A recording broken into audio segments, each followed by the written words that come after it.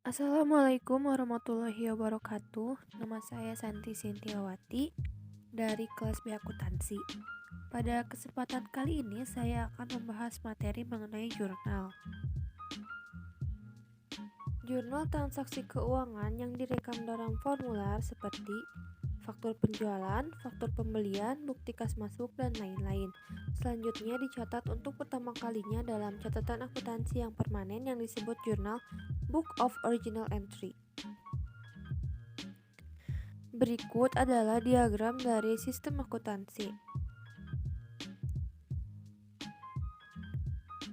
Ada dua jenis jurnal. Yang pertama adalah jurnal umum dan jurnal khusus.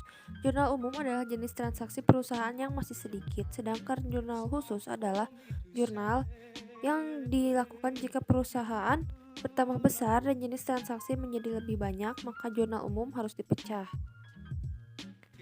Nah, berikut adalah contoh dari jurnal umum. Mengapa jurnal umum harus dipecah? Karena untuk mengumpulkan dan menggolongkan transaksi yang sama, yang frekuensi terjadinya tinggi. Yang kedua, untuk mengurangi pekerjaan pembukuan ke dalam buku besar dan untuk menggolongkan transaksi yang dicatat.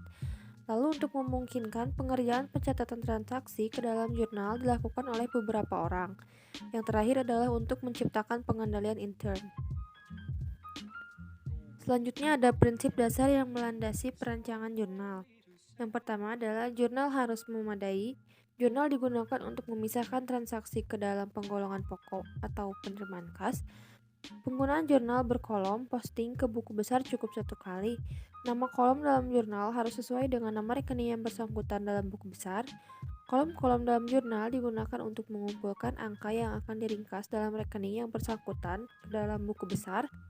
Jurnal harus dirancang sedemikian rupa sehingga pekerjaan menyalin informasi dari dokumen sumbernya dibuat sangat minim. Faktur penjualan atau SPR info. Harus ditetapkan sehubungan antara dokumen sumber tertentu dengan jurnal sehingga pertanggungjawaban kebenaran informasi dapat ditentukan. Langkah-langkah perancangan jurnal. Yang pertama adalah studi terhadap karakteristik transaksi perusahaan, ada pembuatan jurnal standar, dan perancangan jurnal.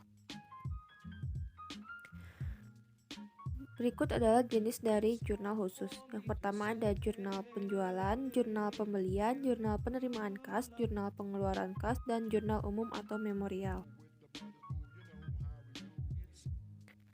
Metode pencatatan data ke dalam jurnal.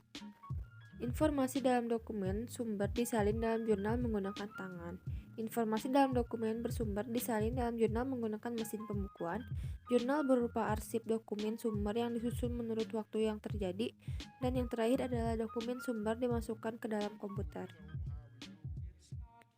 Jenis jurnal khusus. Yang pertama ada jurnal penjualan, jurnal pembelian, jurnal penerimaan kas, jurnal pengeluaran kas, dan jurnal umum atau memorial. Metode pencatatan data dalam jurnal dengan tangan. Yang pertama ada dokumen sumber, lalu masuk ke jurnal dan masuk ke buku besar. Metode pencatatan data dalam jurnal dengan mesin pembukuan. Ada buku besar, ada jurnal, ada buku pembantu, dan dokumen sumber.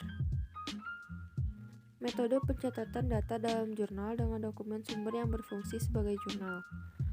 Ada dokumen yang bersumber, lalu ditulis secara periodik dan membuat rekap dokumen sumber, lalu direkap dokumen sumber ke dalam buku besar. Metode pencatatan data dalam jurnal dengan komputer. Yang pertama dari dokumen sumber ke terminal melalui arsip transaksi, run updating, dan hasilnya adalah arsip induk yang belum dimutakhirkan atau arsip induk yang telah dimutakhirkan. Sekian yang dapat saya sampaikan. Mohon maaf apabila ada kekurangan. Wassalamualaikum warahmatullahi wabarakatuh.